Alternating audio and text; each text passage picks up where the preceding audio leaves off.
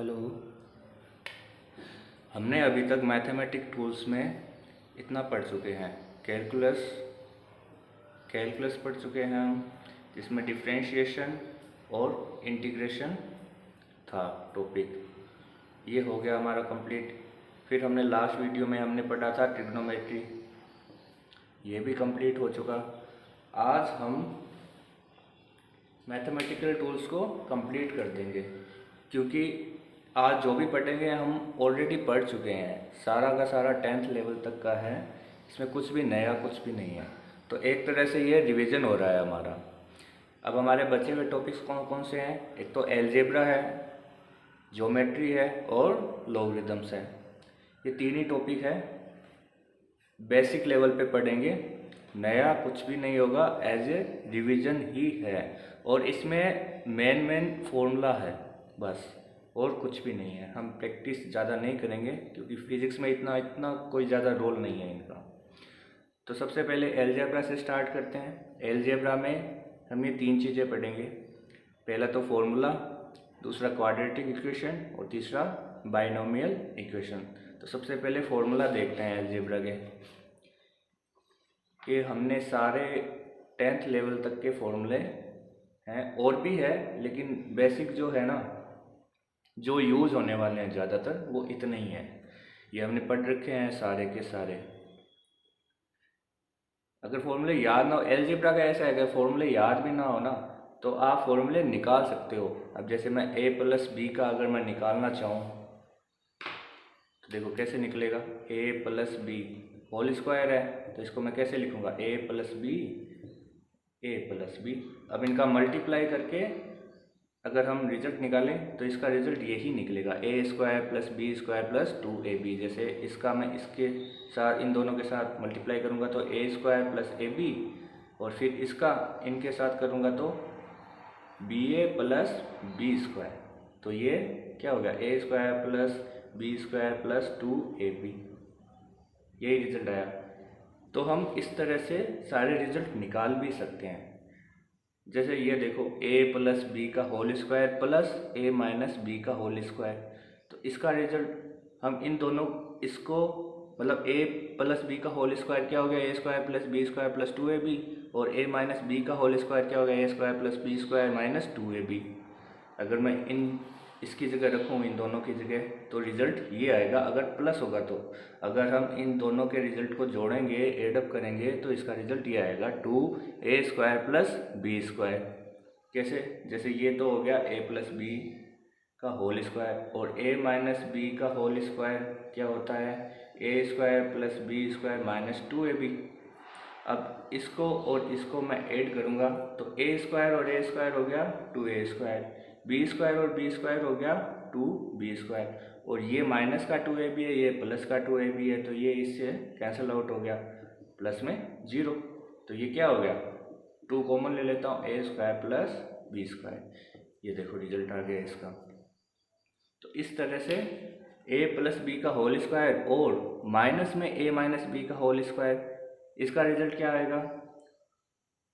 अगर मैं इसको माइनस करूँगा, तो देखो रिजल्ट क्या आ रहा है। मैं a प्लस बी के होल स्क्वायर को इससे माइनस करता हूँ, इसको माइनस करता हूँ इसमें से, तो a स्क्वायर से a स्क्वायर कैंसिल आउट हो गया, b स्क्वायर से b स्क्वायर कैंसिल आउट हो गया। अब देखो 2ab है, 2ab माइनस करना है मुझे इसको, तो माइनस 2ab, तो ये कितना होगा? माइनस माइनस प्लस, तो ये कितना हो गया? 4ab। इस तरह से a प्लस बी का whole square minus a minus b का होल स्क्वायर क्या आ गया? 4ab। तो इस तरह से हम एलजेब्रा के फॉर्मूले ला भी सकते हैं। फॉर्मूले याद करने का सबसे जो प्लस पॉइंट है, सबसे अच्छा प्लस पॉइंट है कि आपका एग्ज़ाम में टाइम सेव हो जाएगा, और इसका कोई ज़्यादा कोई दिक्कत वाली बात नहीं आएगी एलजेब्रा में। तो हमने फॉर्मूले देख लिए। अब अपन थोड़ा सा क्वाड्रेटिक इक्वेशन के बारे में देख लेते हैं कि क्वाड्रेटिक इक्वेशन क्या होती है।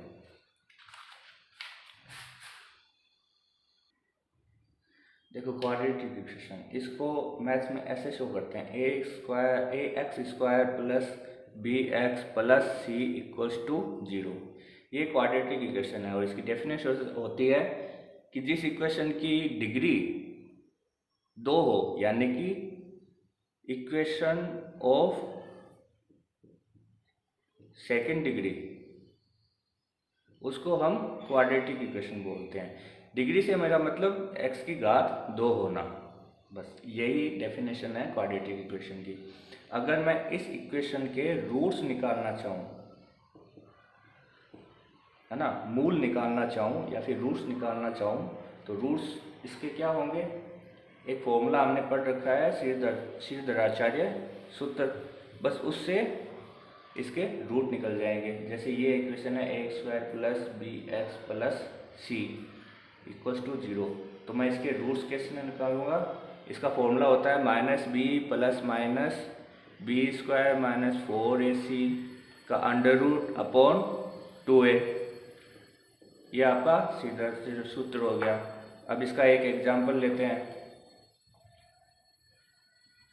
मान लो मैंने इक्वेशन ले ली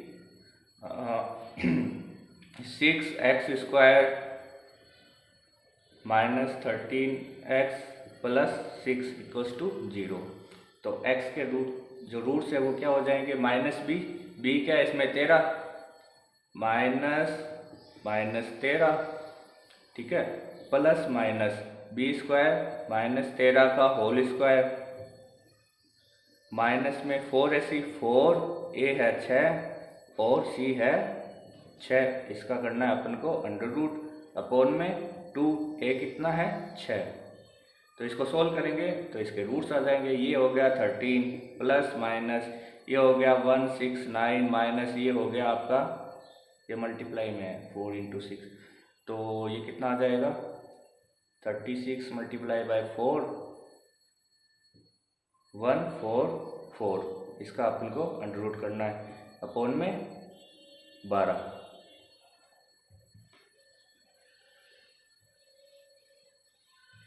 अब इसको मैं सॉल्व करूंगा तो क्या आ रहा है, x = 13 प्लस माइनस ये हो गया आपका 25 का √ हो गया 5/12, तो इसके देखो दो रिजल्ट आ रहे हैं।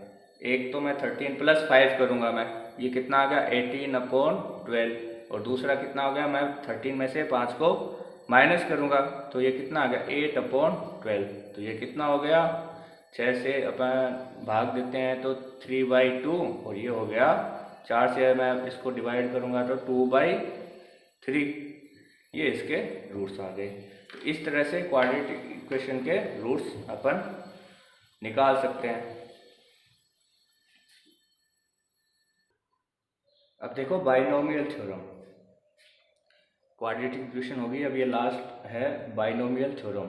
ये क्या है, जैसे अपन को कोई ये टर्म दे दी 1 + x का पावर n, तो अगर मैं इसकी सीरीज़ खोलूँगा, ओपन करूँगा, तो इसकी सीरीज़ होती है 1 + nx प्लस n(n−1) x² में 2 का factorial plus n(n−1) n-2 x³ में 3 का फैक्टोरियल।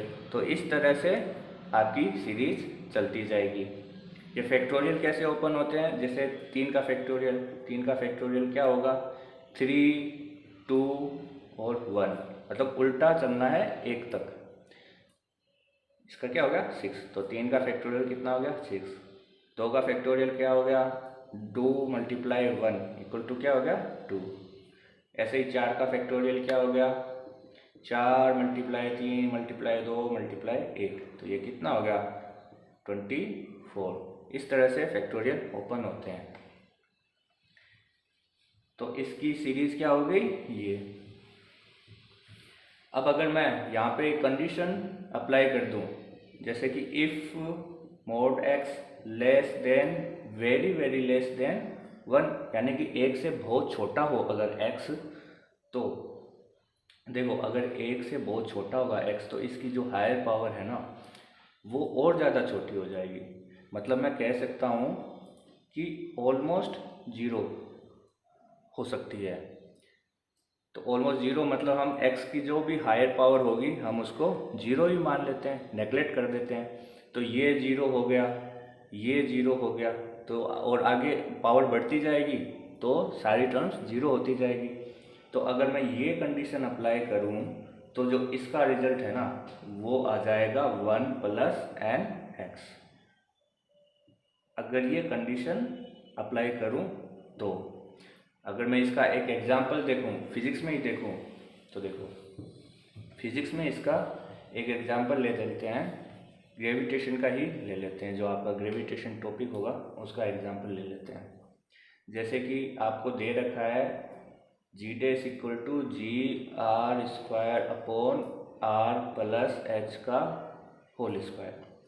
ये क्या है? एक्सेलरेशन ड्यू टू ग्रेविटी, यानी कि ग्रेविटी के कारण त्वरण। ये है r², आपकी रेडियस दे रखी है किसकी? अर्थ की। और h दे रखा है आपको height from surface of earth, की सरफेस से कितना ऊपर है, ये कोई भी ऑब्जेक्ट आपका सरफेस से कितना ऊपर है, तो इस ऑब्जेक्ट का एक्सेलरेशन ड्यू टू ग्रेविटी निकालना है। तीसरी बात आपको दे रखी है, कंडीशन दे रखी है कि अगर इफ़ h यानी कि सरफेस से जो हाइट है वो बहुत बहुत छोटी है अर्थ की रेडियस से, कि अगर हाइट रेडियस से बहुत बहुत छोटी है तो आपको प्रूव करना है g' = g1 - 2h/r। ये आपको शो करना है, यानी कि प्रूव करना है। तो देखो कैसे होगा ये, हम इसको सोल्व करते हैं। पहले तो g' = क्या हो गया, अगर मैं यहाँ से इससे r को कॉमन ले लेता हूँ तो g(r²) यहाँ से मैंने r कॉमन लिया और स्क्वायर से अगर r बाहर आएगा तो r², यहाँ r की जगह आ जाएगा 1 क्योंकि r से डिवाइड होगा, यहाँ भी r से और यहाँ भी r से, प्लस में h/r इसका स्क्वायर।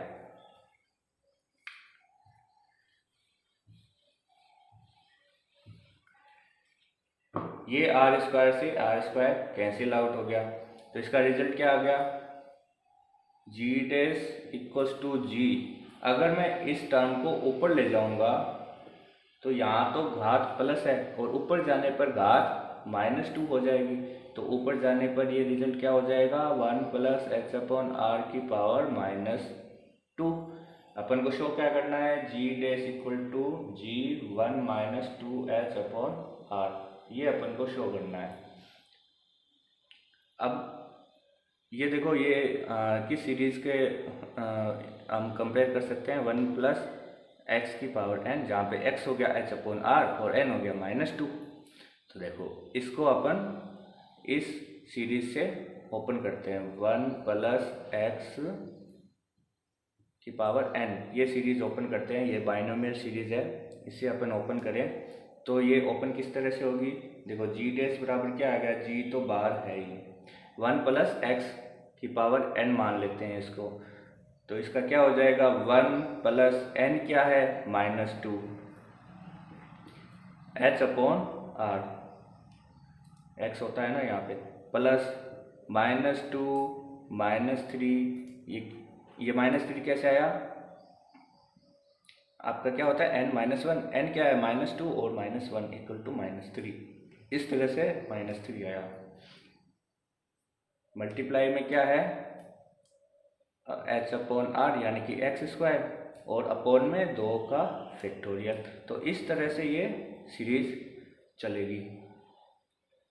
अब आपको कंडीशन मैंने क्या दी थी कि हाइट जो है रेडियस से बहुत बहुत छोटी है, और रेडियस अगर इतनी छोटी होगी, हाइट अगर इतनी छोटी होगी तो h/r तो बहुत ही ज़्यादा छोटा हो जाएगा। फिर हाइट ऑलरेडी इतनी छोटी है तो h/r मतलब अगर इतनी बड़ी क्वांटिटी का मैं डिवाइड करूं किसी इतनी छोटी क्वांटिटी से, तो ये बहुत ही छोटा रिजल्ट आएगा। अब ये ऑलरेडी इतना छोटा रिजल्ट हो गया, तो सोचो इसकी मैं पावर अगर मैं h/r का स्क्वायर करूं तो ये इतना मतलब छोटा हो जाएगा कि ये ऑलमोस्ट जीरो, यानी कि हम h/r की जो पावर है उसको नेगलेक्ट कर सकते हैं। ये बाइनोमियल थ्योरम जो हमने एक कंडीशन रखी थी x डे बहुत ही छोटा है 1 से, उस कंडीशन से मैच कर रही है ना, तो इसका रिजल्ट क्या आ जाएगा, ये रिजल्ट आ जाएगा g1 - 2h/r। कैसे आया, ये कंडीशन है ना, देखो 1 तो 1, इसका आ गया 1 - 2h/r। अब ये हायर पावर को मैंने सबको नेगलेक्ट कर दिया, तो ये क्या हो गया, जीरो। और इसके आगे जो टर्म होगी वो h/r की क्यूब होगी, तो वो भी जीरो। तो h/r की पावर की जितनी भी टर्म्स आएगी वो सारी की सारी जीरो होती जाएगी। तो ये क्या आ गया रिजल्ट, g1 - 2h/r, जो कि हमने प्रूव करना था। इस तरह से बाइनोमियल थ्योरम फिजिक्स में अप्लाई हो सकती है। अगर कोई प्रूव का क्वेश्चन देते या फिर कहीं भी बाइनोमियल थ्योरम ओपन करनी हो तो हम इस तरह से बाइनोमियल थ्योरम को ओपन करेंगे।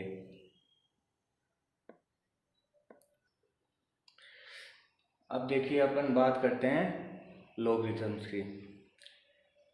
लॉग कैसे डिफाइन होता है, जैसे हम मान लेते हैं कोई संख्या मान लेते हैं 81 को अपन किस तरह से लिख सकते हैं, 9 की पावर 2 भी लिख सकते हैं, या फिर अगर इसको और छोटा करूँ तो 3 की पावर 4 लिख सकते हैं।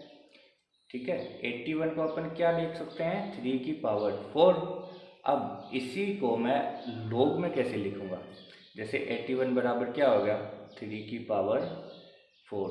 अगर मैं यहाँ पे, ये क्या है, बेस है, ये है पावर। अगर मैं यहाँ पे इनसे पहले लॉग लगा दूँ तो देखो log 81, बेस कितना है 3, इक्वल्स टू पावर कितनी है 4। तो इस संख्या को मैं log में इस तरह से लिख सकता हूँ, यानी कि log बेस का 3 81 की जो वैल्यू क्या हो गई, 4 हो गई। इस तरह से हम log को डिफाइन कर सकते हैं। तो इसको मैं जनरल फॉर्म में कैसे लिखूँगा, यदि कोई नंबर इस तरह से दिया हो a की पावर x, तो log में कैसे हो जाएगा, ये हो गया बेस, ये हो गया नंबर इक्वल्स टू पावर। इस तरह से log को हम डिफाइन करते हैं। जैसे मैं एग्जांपल और ले लेता हूँ, इसका वैल्यू कैसे निकालते हैं अपन log की। जैसे कोई नंबर ले लिया मैंने 1000, इसको मैं कैसे लिखूँगा, 10 की पावर 3। अगर मैं log लगा दूँ, log बेस कितना लूँगा मैं 10, नंबर कितना है 1000 और पावर कितनी है 3, तो log 1000 की वैल्यू क्या आ गई 3। ऐसे ही अगर मैं एक एग्जांपल और लूँ, a की पावर 0 इक्वल्स टू 1। यह देखो यहाँ पे मैंने नंबर ले लिया और ये इसका मैंने कर लिया a की पावर 0। a को मैं मतलब a की पावर 0 क्या होती है, 1 ही तो होती है। अगर इसको मैं log में लिखना चाहूँ तो log बेस क्या है a, ठीक है, और यहाँ पे संख्या क्या है 1, बराबर में क्या हो गया 0। तो log बेस a 1 की वैल्यू क्या हो गई 0। इसी तरह से एक और एग्जांपल लेता हूँ, a की पावर 1, a की पावर 1 क्या होता है a, तो इसको मैं log में कैसे लिखूँगा, log बेस क्या है a, आपकी संख्या क्या है a और पावर 1, तो log a मतलब बेस a और a इक्वल्स टू 1। इससे हम क्या कह सकते हैं कि अगर बेस और वैल्यू दोनों सेम हो, जैसे अगर ये इस तरह से भी हो log b इक्वल्स टू, इसकी वैल्यू भी 1 की आएगी। इसका हमने डिफरेंशिएशन में एक एग्जाम्पल भी किया था, अगर आपको याद हो तो इस तरह से हम log को डिफाइन कर सकते हैं। अब इसके फॉर्मूला क्या होते हैं, हाँ ये रहे फॉर्मूला इसके लोग के। ये देखो कुछ प्रॉपर्टीज़ है इसकी, कुछ रूल्स हैं। अगर लोग इसकी वैल्यू मल्टीप्लाई में हो, यानी कि m upon m multiply n product गुणा में हो, तो आपका इसकी वैल्यू क्या लिख सकते हैं अपन लोग में ही, log m plus log n। Base यहाँ पे सेम रहेगा। कोशेंट यानी कि भिन्न में दे दिया, भिन्न में दे दिया अगर log की form term log m upon n दे दिया, तो इसको हम कैसे लिख सकते हैं, log m minus log n। ये वाइस वर्सा भी होते हैं। अगर ये टर्म दे रखी है तो हम इसको इस तरह से भी लिख सकते हैं।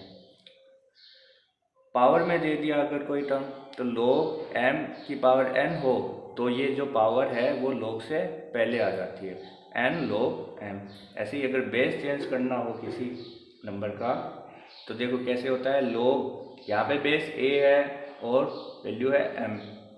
इसकी अगर मैं a की जगह बेस दूसरा रखूँ, यानी कि log b m करूँ, तो देखो जिसका जो बेस हमने दी है ना, वो हम log पुरानी वाली बेस और यहाँ पे b नई वाली बेस, इस तरह से हम बेस चेंज भी कर लेंगे। अब देखो हमारा क्या क्या हो गया, एलजेब्रा कंप्लीट, लॉग कंप्लीट। अब हमारा लास्ट में बचता है ज्योमेट्री।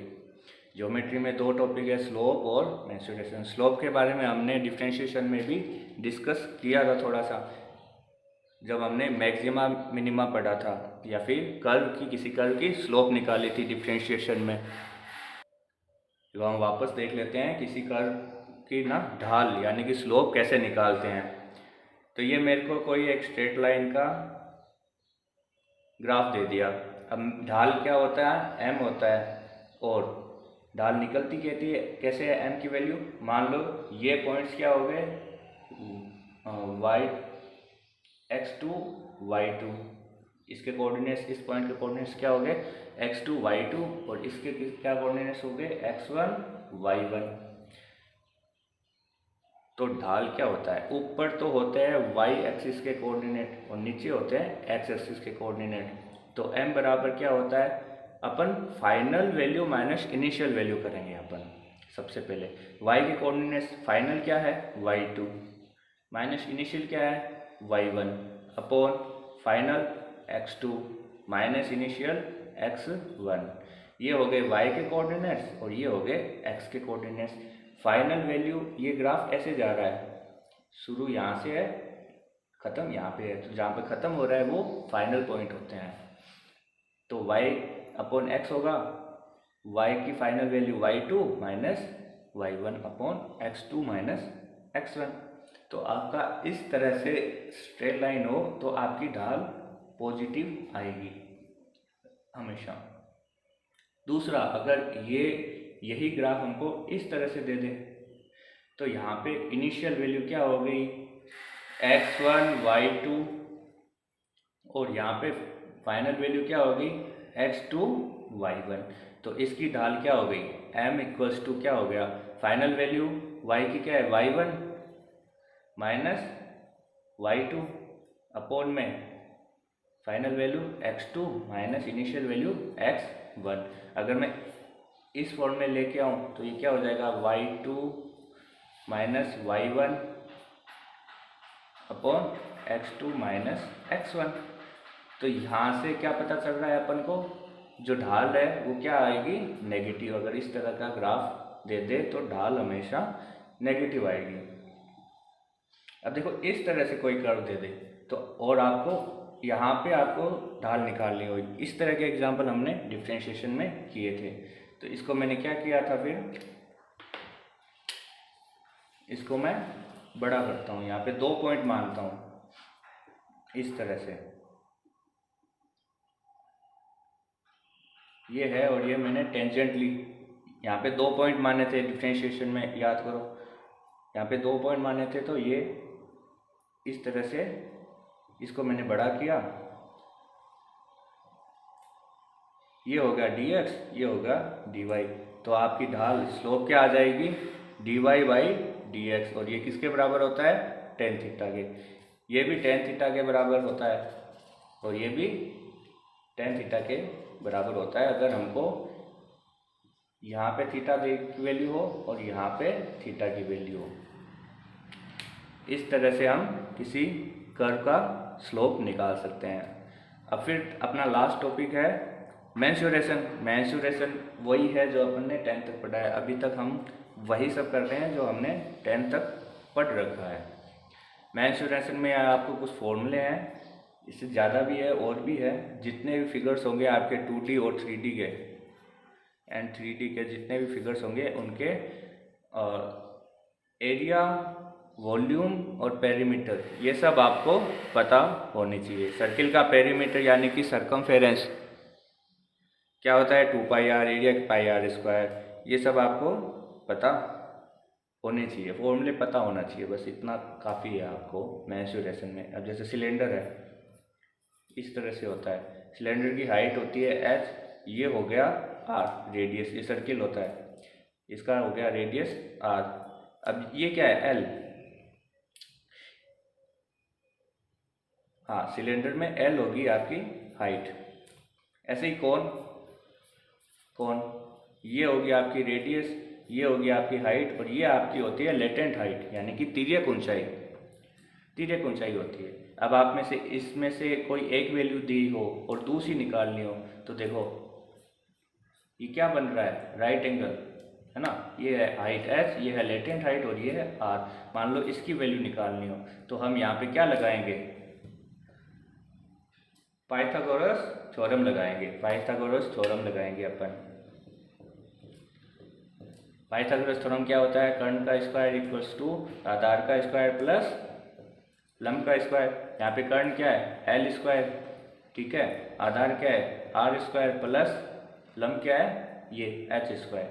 तो इस तरह से हम किसी की भी वैल्यू निकाल सकते हैं। मान लो एच की वैल्यू निकालनी हो, आपको लेटेंट हाइट दे रखी हो यानी कि तिर्यक ऊंचाई दी हुई हो, आपको ऊंचाई निकालनी हो तो ये कैसे होगा, h square equal to l square minus r square, इसको मैं यहाँ ले जाऊँगा। ऐसे ही अगर आर की वैल्यू निकालनी हो, मतलब ये दोनों चीज़ें दे रखी हो और आर की वैल्यू निकालनी हो तो ये माइनस में आ जाएगा, जैसे l square minus h square equal to r square. तो इस तरह से मेंसुरेशन के फॉर्मूले आपको पता होना चाहिए। तो अपने सारे टॉपिक्स हो गए, ज्योमेट्री भी अपना कंप्लीट हो गया। तो यहाँ से आपका मैथमेटिकल टूल्स कंप्लीट होता है। ये सब था बेसिक जो आपको पता होना चाहिए, जो कि फिजिक्स में कहीं कहीं पर एज ए एप्लीकेशन यूज होने ही होने हैं। और सबसे ज़्यादा आपके यूज डिफरेंशियल इंटीग्रेशन होगा, इसलिए हमने इसको एकदम डिटेल में पढ़ा था। अब देखो, अब अपना नेक्स्ट टॉपिक होगा errors in measurement. Errors in measurement यानी कि मापन में